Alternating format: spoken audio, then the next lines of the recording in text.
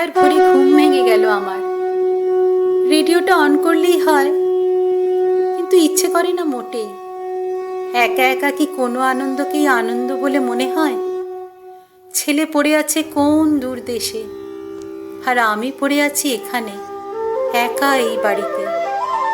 বাইরে বাগানে গাছ ভরে শিউলি ফুল ফুটেছে, তারই গন্ধটা নাকে এসে লাগছে। মনটা যেন এক লাফে অনেক অনেক বছর পেছনে চলে যায়। মনে পড়ে যায় বন্ধুদের সাথে হুড়োহুড়ি করে ফুল কুড়োনোর কথা। এখনো নিশ্চয়ই শিউলি গাছের তলাটা ফুলে ফুলে সাদা হয়ে গেছে, কিন্তু কুড়োনোর মানুষ নেই।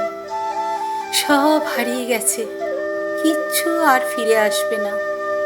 একটা দীর্ঘশ্বাস ফেলে অলস পায়ে ব্যালকনিতে গিয়ে দাঁড়ালাম। সঙ্গে সঙ্গে চমকে উঠলাম নিচে তাকিয়ে। গোলাপি ফ্রক পরা ছোট্ট একটা মেয়ে মুঠো ভর্তি করে ফুল কুড়োচ্ছে এই ভোরবেলায়। চিৎকার করলাম, কে রে ওখানে? মেয়েটা মুখ তুলে ফিক করে হেসে বলল, আমি গো ঠাম্মা, তোমার ফুল লাগবে? চিনতে পারলাম, রান্নার বউ মালতীর মেয়ে পিঙ্কিকে।